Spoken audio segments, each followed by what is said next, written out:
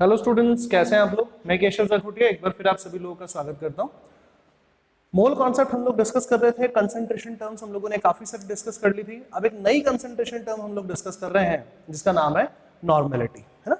और अगर अपन अपने हिसाब से यहाँ देखें तो ये 6 नंबर की टर्म है, 6 नंबर की कंसंट्रेशन टर्म है जिसे अपन लोग बोलते हैं normality.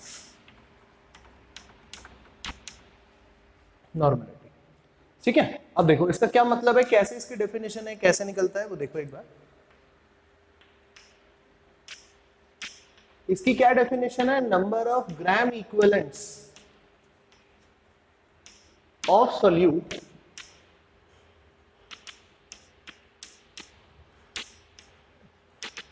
Present in 1 litre of solution. ये इसकी डेफिनेशन है। देखो अपन लोग अभी तक क्या बोलते थे, मोलैरिटी की डेफिनेशन क्या होती है, देखो number of moles of solute present in 1 litre of solution. 1 litre solution में कितने मोल होते हैं विलेय के, उसको अपन मोलरता बोलते हैं, है ना। 1 किलोग्राम विलायक में कितने मोल होते हैं विलेय के, उसको मोललता बोलते हैं। ऐसे ही तो पढ़ा है। तो बस यहां पे एक नया टर्म आ गया कि number of gram equivalents of solute present in 1 litre of the solution is known as normality, is known as normality, right. ठीक है, इतनी बात अब आगे समझो इसका फॉर्मूला क्या बनेगा। तो देखो formula is like quite simple. Formula तो बहुत ही सिंपल से, नॉर्मेलिटी कैपिटल एन से डिनोट करते हैं, ठीक है। इसका फॉर्मूला देखो,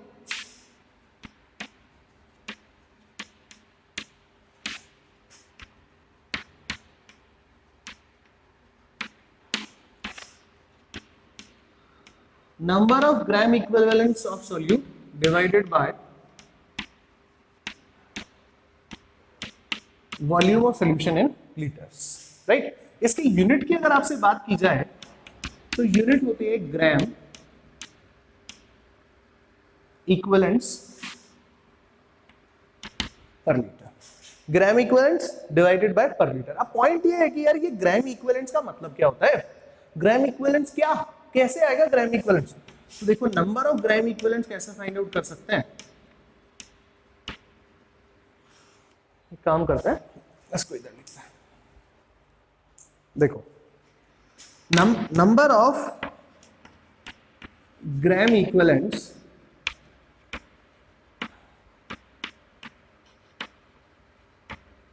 is equals to given mass, है ना, या गिवन वेट। देखो केमिस्ट्री में मास और वेट एक ही होता है। Given weight of solute divided by equivalent weight of solute. चलो जी अपन कैलकुलेट कर लेंगे सॉल्यूट का जो भी है, लेकिन अब देखो अपन क्या पढ़ना चाह रहे थे, ग्राम इक्विवेलेंट। अब इसमें गिवन वेट तो क्वेश्चन में दिया हुआ होता है, लेकिन इक्विवेलेंट वेट क्या होता है, इक्विवेलेंट वेट कहां से निकाले हम लोग, तो ये चीज अपन को पता होनी चाहिए। तो भाई इक्विवेलेंट वेट का फॉर्मूला है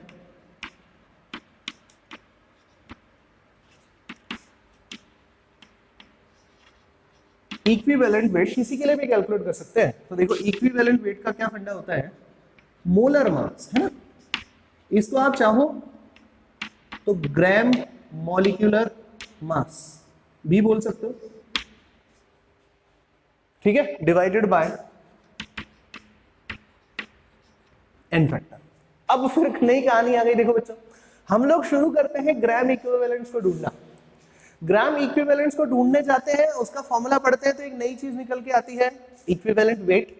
और जब इक्विवेलेंट वेट का फॉर्मूला पढ़ते हैं तो एक और नई चीज निकल के आती है जिसे अपन लोग बोलते हैं बेटा एन फैक्टर। इसको एक और नया नाम से भी बोला जा सकता है, इसको बोलते हैं वैलेंसी फैक्टर। दोनों में से कुछ भी लिखा हुआ मिल सकता है, ठीक है। तो अब ये चीज है ना, इसके बाद कोई नया ट्रिक नहीं है, ये एक बहुत इंपॉर्टेंट बात है जो अपन को सीखनी है। तो देखो अगर अपन ने एन फैक्टर निकालना सीख लिया तो अपन को क्या आ जाएगा, इक्विवेलेंट वेट निकालना रहेगा। इक्विवेलेंट वेट निकालना आ गया तो इसको सॉल्व कर पाएंगे।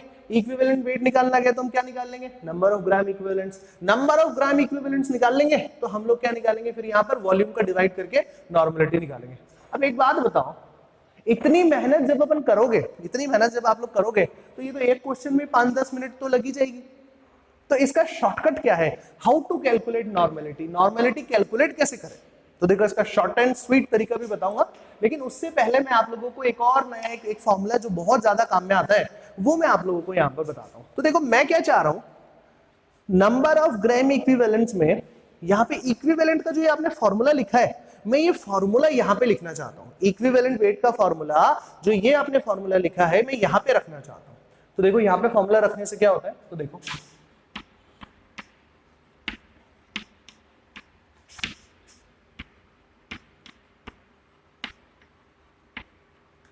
number of gram equivalents is equals to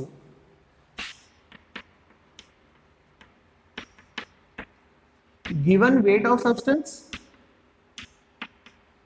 divided by, ये तो लिखा हुआ है इक्विवेलेंट, इसकी जगह ये रखना है। तो देखो डिवाइडेड बाय मोलर मास, हम चाहें तो इसको ग्राम मॉलिक्यूलर मास भी लिख सकते हैं, डिवाइडेड बाय एन फैक्टर, ये हो गया आपका मेन डिवाइड, यही तो है। तो अब देखो ऐसा लिख दूं क्या, given mass divided by gram molecular mass into N factor. देखो एन फैक्टर ऊपर चला गया, ये क्या चीज है, given mass of the solute divided by molecular mass of the solute. तो इससे अपन क्या लिख सकते हैं, number of moles into N factor. ये क्या चीज है,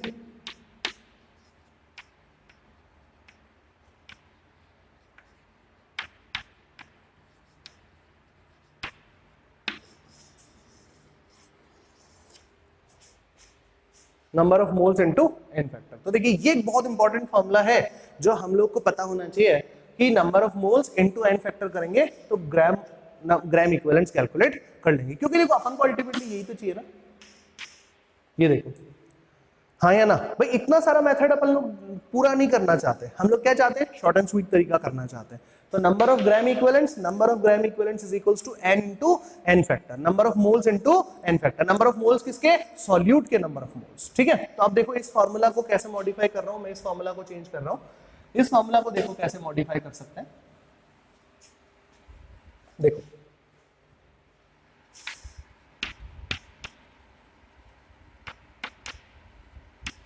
नॉर्मेलिटी इज इक्वल्स टू, अब देखो क्या बन गया, नंबर ऑफ ग्राम इक्विवेलेंट्स की जगह number of moles of solute, बी लगा दूं इसके साथ में, इनटू में N factor divided by volume of solution in litres. अब आप मुझे बताओ number of moles of solute divided by volume of the solution, ये क्या है, मोलैरिटी, मोलैरिटी होता है ना, इनटू एन फैक्टर, और इधर क्या हो गया, नॉर्मेलिटी। तो इसका मतलब आपके पास दो तरीके हैं नॉर्मेलिटी कैलकुलेट करने के। पहला तरीका number of gram equivalents calculate करो, राइट, उसके बाद वॉल्यूम से डिवाइड कर लो, ये एक तरीका हो गया। दूसरा तरीका मोलैरिटी कैलकुलेट कर लो, सही सही मोलैरिटी कैलकुलेट कर लो। मोलैरिटी तो बहुत सिंपल ही है, अब तक हमने काफी क्वेश्चंस किए मोलैरिटी पे, उसको किससे मल्टीप्लाई कर दो, एन फैक्टर से मल्टीप्लाई कर दो, तो अपना काम यहाँ पर बहुत आसान हो जाएगा और अपनी सारी प्रॉब्लम्स यहाँ पर खत्म हो जाएगी, राइट। तो आई थिंक आप लोगों को ये वाला पार्ट इतना समझ में आ गया कि देखो एक फॉर्मूला तो इंपॉर्टेंट ये है, और एक दूसरा फॉर्मूला जो इंपॉर्टेंट है वो ये है कि नंबर ऑफ ग्राम इक्विवेलेंट्स का फॉर्मूला और नंबर ऑफ और लाइक मोलैरिटी का फॉर्मूला, नॉर्मेलिटी का फॉर्मूला जो है, ये इसमें अपन लोग को याद रखना है। ये दो फॉर्मूले बहुत इंपॉर्टेंट है। अब देखो इतनी जो मेहनत की है वो समझ में तो आ गई कि अपन लोगों को नॉर्मेलिटी क्या होती है, अपन लोगों को ग्राम इक्विवेलेंट्स क्या होते हैं, समझ में तो आ गए, फॉर्मूला वाइज तो क्लियर हो गया। बट ये अगर एन फैक्टर की बात की जाए, ये क्या बीमारी है, ये क्या है, अगर, क्योंकि देखो सारी कहानी चाहे आप ग्राम इक्विवेलेंट्स कैलकुलेट करो चाहे आप नॉर्मेलिटी कैलकुलेट करो, आपको ये तो चाहिए ना।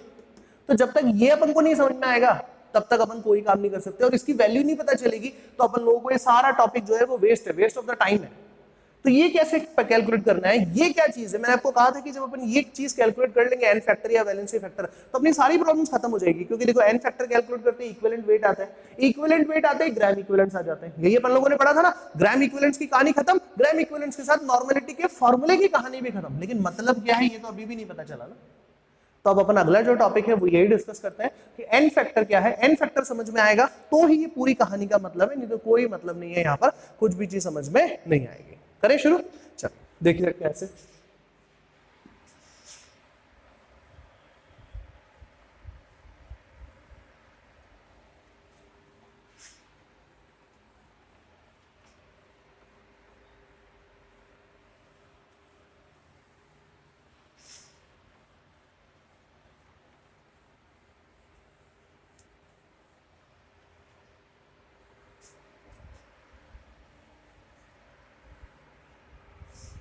देखो एन फैक्टर कैसे कैलकुलेट किया जाए। अब देखो एन फैक्टर एक नंबर है, ठीक है। अब ये नंबर अपन को कैसे पता चलेगा ये एक बार देखते हैं, एक एक करके देखते जाते हैं। बड़ा आसान काम है, बहुत बहुत सिंपल सिंपल सी काम है। पहले है ना एसिड के लिए देखते हैं नंबर कैसे कैलकुलेट करते हैं ना। तो सबसे पहली चीज एसिड के लिए देखते हैं। तो इसमें मैं लिखता हूं यहां पर number of replaceable H plus ions. Acid में तो H प्लस आयंस ही होते हैं ना, हटाए जा सकने वाले H प्लस आयंस। HNO3 कितना H प्लस होता है इसके अंदर में? एक ही H प्लस होता है, एक ही होता है ना। तो इसका N फैक्टर कितना? 1। क्लियर?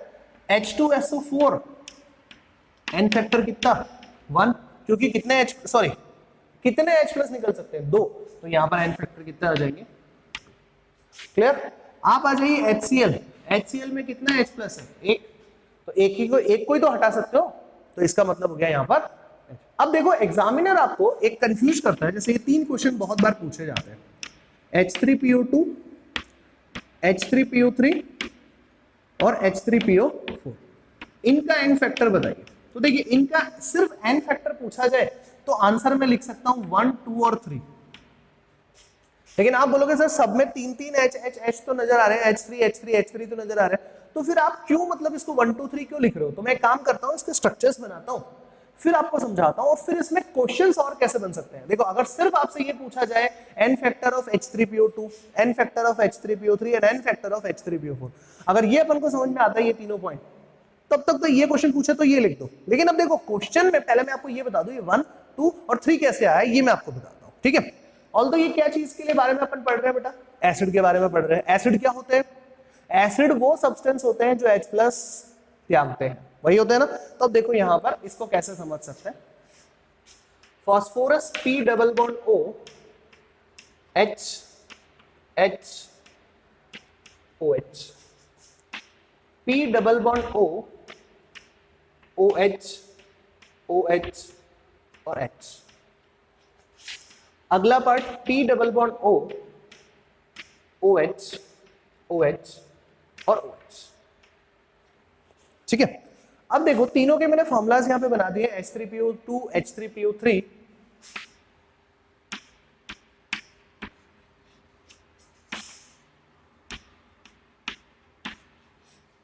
और H3PO4, ठीक। अब ढंग से देखो एक बार, एसिड है, एसिड की बात समझो पहले। ये जो एसिड्स हैं, चाहे ये हो या फिर ये तीनों, ये सारे के सारे कौन से टाइप के एसिड है बेटा जी? Oxy acids. ऑक्सी एसिड्स क्या होते हैं? ऑक्सी एसिड्स वो एसिड्स होते हैं, ढंग से सुनना, इस एग्जांपल से बता रहा हूं। ऑक्सी एसिड्स वो एसिड्स होते हैं, देखो एसिड 2 तरीके के होते हैं, एक होते हैं मिनरल एसिड जिसका एग्जांपल है HCl, ठीक है। और देख दूसरे टाइप के एसिड होते हैं जिसको बोलते हैं ऑक्सी अम्ल, ऑक्सी एसिड बोलते हैं। तो ऑक्सी एसिड के एग्जांपल अपने पास में ज्यादा है। ऑक्सी एसिड समझ लो क्या होता है। ऑक्सी एसिड वो एसिड होते हैं, ढंग से सुनो, ऑक्सी एसिड वो एसिड होते हैं जिनमें H प्लस किससे जुड़ा हुआ होता है? ऑक्सीजन से जुड़ा हुआ होता है। और ऑक्सीजन किससे जुड़ा हुआ होता है? केंद्रीय अधातु से जुड़ा हुआ होता है, सेंट्रल नॉन मेटल से जुड़ा हुआ होता है। ऑक्सी एसिड्स क्या होते हैं? जिनमें H प्लस किससे जुड़ा हुआ होना चाहिए? ऑक्सीजन से। ऑक्सीजन किससे जुड़ा हुआ होना चाहिए? सेंट्रल मेटल आयन से जुड़ा हुआ होना चाहिए, सेंट्रल नॉन मेटल से जुड़ा हुआ होना चाहिए।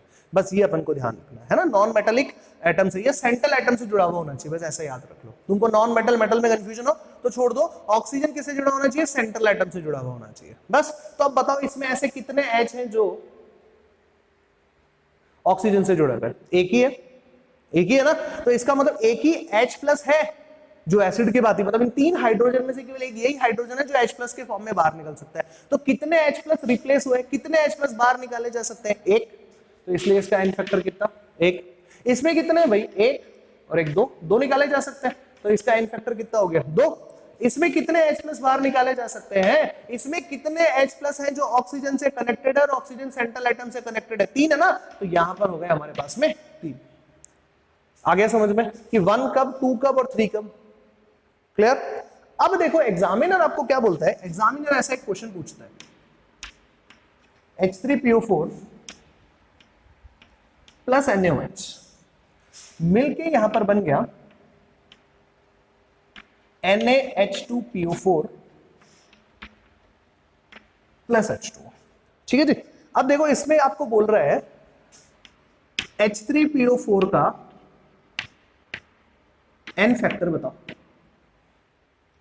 अब अपन ने अभी क्या सीखा, H3PO4 का एन फैक्टर इज 3, तो हमारा आंसर अपन लोग अभी क्या बोलेंगे 3। लेकिन अब आप रियलिटी में सोचो यार, जो रिएक्शन हुई है उससे कितने H प्लस रिप्लेस हुए हैं। आप देखो इसके साथ में मैं किसकी रिएक्शन करा दूं, इसके साथ में मैं रिएक्शन करा दूं यहां पर NaOH की, ठीक है, यहां से OH माइनस और यहां से एक क्या बाहर निकल गया H प्लस, ये तो बाहर निकल के क्या बाहर निकल गया, यहां पर एक H2O बाहर निकल गया ना, हाँ या ना। यहां पे क्या बचा, फास्फोरस डबल बॉन्ड से O, इधर OH, इधर OH और इधर क्या आ जाएगा O माइनस Na प्लस, यही तो आएगा, देखो जरा, बस यहीं से तो आपने एक H प्लस हटाया तो इसकी जगह पर क्या आ जाएगा Na प्लस। तो कितने H प्लस हटे हैं वास्तविकता में, एक ही तो हटा ना, तो इसलिए इस केस में इसका एन फैक्टर कितना आना चाहिए 1। तो देखो दो तरीके से क्वेश्चन बनते हैं, अगर आपको रिएक्शन नहीं दे रखी तो आप लोग को ये डेटा लिखना है, अगर आपको रिएक्शन दे दे और फिर पूछा जाए आप लोगों से तो आप लोगों को इस तरीके की कैलकुलेशन, इस तरीके की इक्वेशन बनाना आना चाहिए। एक दो क्वेश्चन और करते हैं, थोड़ा और समझ में आएगा। हटा दूं ये वाला डेटा, ये याद रहेगा इतना, एसिड्स के लिए ही करते हैं अभी थोड़ा और। जैसे देखो अगला क्वेश्चन है H3PO4 plus calcium hydroxide produces CaHPO4 plus 2H2। अब बताओ वही इसके आयन फैक्टर बताना कितना। तो देखो वापस डायग्राम बनाए भाई ये, अब आपको क्या करना है, यहां पर NaOH की जगह पर CaOH whole twice calcium hydroxide के साथ में आपको इसकी रिएक्शन करवानी है। देखो P डबल बॉन्ड O, इधर हो गया OH, इधर भी हो गया एक OH और इधर भी हो गया एक OH। देखो इधर भी हो गया एक OH, रिएक्शन किससे करवा रहे हो, कैल्शियम हाइड्रोक्साइड 2OH माइनस, हाँ 2H प्लस के साथ में रिएक्शन करेंगे, क्या बन जाएगा P डबल बॉन्ड O, ये OH एज इट इज,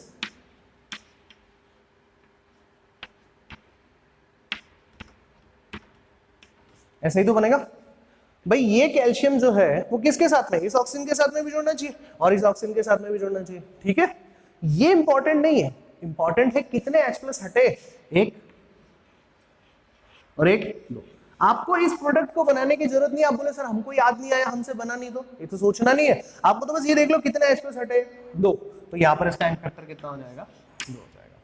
आ रहा है समझ में, इस तरह से आप लोगों से क्वेश्चंस पूछे जा सकते हैं। तो एसिड के लिए अपना पार्ट क्लियर हो गया, एसिड के लिए अपन को समझ में आ गया, ठीक। अगला पार्ट देखते हैं और किसके लिए पूछा जाता है।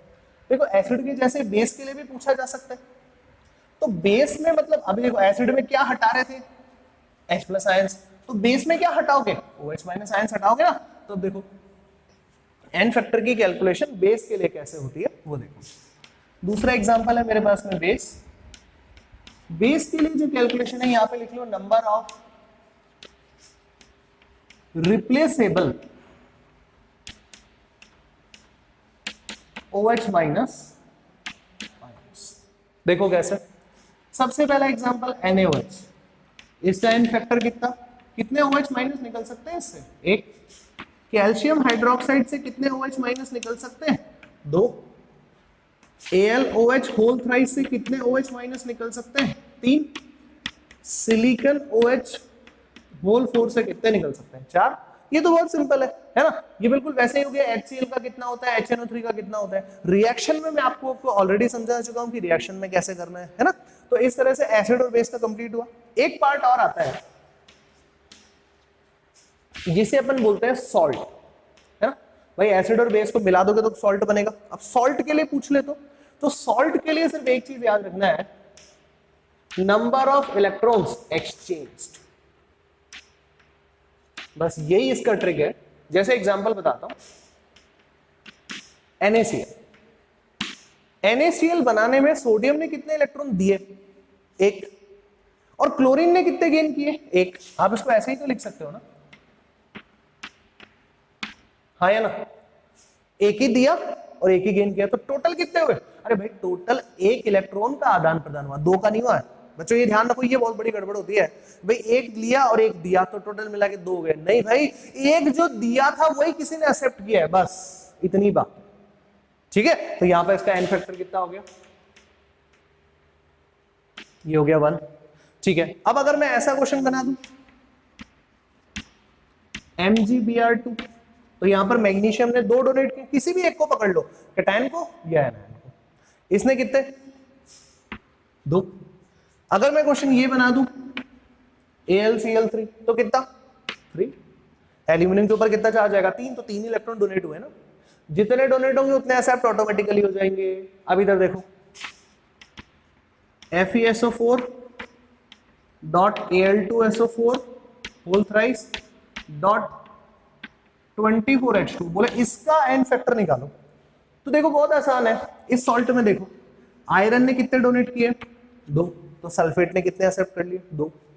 एल्यूमिनियम ने कितने किए थे, एक एल्यूमिनियम ने 3, तो 2 एल्यूमिनियम ने 6, पक्का। इधर देखो H2O, अब पहले H2O को ऐसा समझ लो, H2O को ऐसा लिखा जा सकता है क्या, H प्लस और OH माइनस, एक ही तो गया, तो इसका मतलब इसका एन फैक्टर कितना हुआ, एक। ऐसे कितने हैं मेरे पास में, 24, आया समझ में। तो यहां पर क्या करना पड़ेगा, क्लियर है। ये चीज अपन को सबको समझ में आ रहा है कि कैसे अपन लोगों को एन फैक्टर कैलकुलेट करना है, डन। अब देखो और चीजों के लिए भी कैलकुलेट करते हैं, है ना। अब एटम्स के लिए कैलकुलेट करते हैं, एटम्स एंड मॉलिक्यूल्स के लिए देखते हैं कैसे कर सकते हैं। बहुत आसान है, बस एक बार अपन को ट्रिक आना चाहिए, फिर तो उसके बाद आप खुद ही बोल दोगे कि सर ये एन फैक्टर तो बहुत ही इजी सी टर्म है, बहुत ज्यादा टफ नहीं है इसके अंदर। देखो अगला पार्ट, एटम्स एंड मॉलिक्यूल्स, देखो कितना आसान हो जाएगा। अभी एक बार आप लोग देख लोगे तो बहुत इजी लगने वाला है। जैसे हाइड्रोजन की बात करो, हाइड्रोजन के कितने इलेक्ट्रॉन ये त्याग सकता है या कितने ग्रहण कर सकता है, एक, तो इसका एन फैक्टर कितना। अब H2 की बात हो जाए तो एक हाइड्रोजन एक कर सकता था, तो दो हाइड्रोजन दो कर सकते हैं ना, 2 इलेक्ट्रॉन त्याग सकते हैं, 2 इलेक्ट्रॉन ग्रहण कर सकते हैं, पक्का। ऑक्सीजन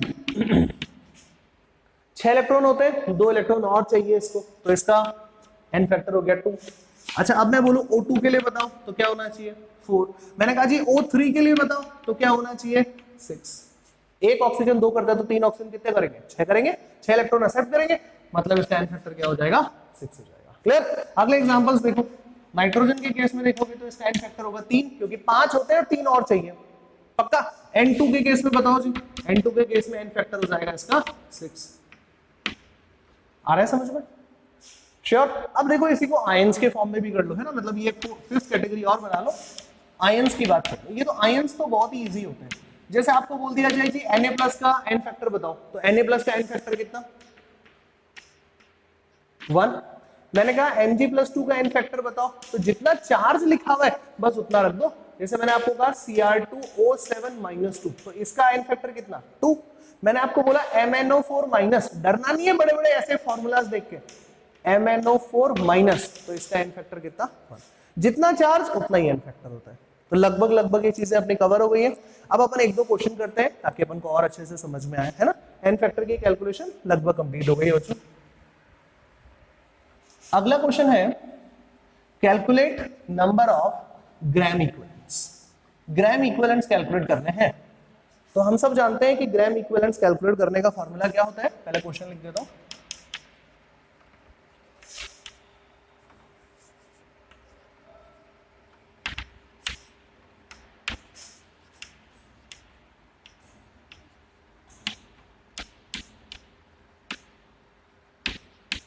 और हम सब जानते हैं कि number of gram equivalents calculate करने का फॉर्मूला होता है n इंटू एन फैक्टर। पक्का? ठीक है, पहला क्वेश्चन देखो जो आपको बोला है, वो बोला है 4 मोल HNO3। दूसरा क्वेश्चन आपको बोला है 3 मोल कैल्शियम हाइड्रोक्साइड्स। तीसरा क्वेश्चन देखो आपको बोला है 0.5 mole AlOH whole thrice. Fourth question देखो 0.25 मोल FeSO4। अगला क्वेश्चन हो गया मेरे पास में 3 स्मॉल m मोल FeCl। ठीक है, अब अपन को इसके लिए कैलकुलेट करना है। मुश्किल से 2 मिनट है, 2 मिनट के अंदर में ये चीज कंप्लीट हो जाएगी। देखो कैसे, अपन लोगों को फॉर्मूला तो मालूम ही है, तो देखो कैसे कैलकुलेट करेंगे। अब इस नंबर ऑफ ग्राम इक्विवेलेंट्स को मैं सिर्फ Nge लिखूंगा, नंबर ऑफ ग्राम इक्विवेलेंट्स, है ना। तो Nge इज इक्वल्स टू, इसके कितने मोल दे रखे हैं 4। HNO3 का एन फैक्टर कितना होता है 1, सॉल्व करने पे कितना आया 4। यहां पर देखिए number of gram equivalents is equals to mole कितने दे रखे हैं 3। कैल्शियम हाइड्रोक्साइड का एन फैक्टर कितना होता है 2, कितना आ गया 6। यहां पर देखो नंबर ऑफ मोल्स कितने दे रखे हैं 0.5। AlOH whole thrice aluminium trihydroxide का कितना होता है 3, 1.5। इधर आ जाओ, ग्राम इक्विवेलेंट से 0.25, ये तो नंबर ऑफ मोल्स हो गए।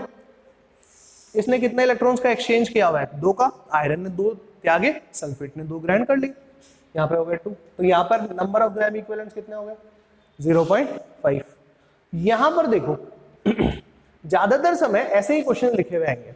अब तुम यहाँ पे कंफ्यूज हो गए, ये 3 स्मॉल m, तो स्मॉल m क्या चलता है मोलैलिटी हमारे दिमाग में चलता है। याद रखो कभी भी ऐसी टर्म लिखी हुई नहीं मिलेगी,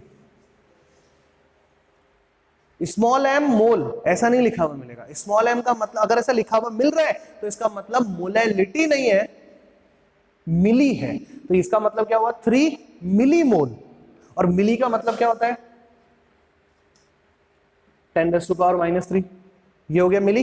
अब इसके लिए बता दो इसका एन फैक्टर कितना है। आयरन ने 3 इलेक्ट्रॉन डोनेट किया है, तो ये हो गया 3। तो अल्टीमेटली हमारे पास आंसर क्या आ गया 9 × 10⁻⁻3। ये हो गए इसके ग्राम इक्विवेलेंट्स। तो देखो एन फैक्टर अगर अपन को आता है तो अपन number of gram equivalents calculate कर सकते हैं। और जब number of gram equivalents calculate हो जाएंगे तो इसमें वॉल्यूम का डिवाइड करो तो क्या मिल जाएगी मोलैरिटी, सॉरी नॉर्मेलिटी कैलकुलेट हो जाएगी। तो देखो इतना चीज अपन लोग बहुत आसानी से कर पाएंगे। तो इस लेक्चर को अभी अपन यहीं पे कॉल ऑफ करते हैं। That's all for this lecture. आगे का टॉपिक्स नेक्स्ट क्लास में करेंगे। That's all, thank you very much.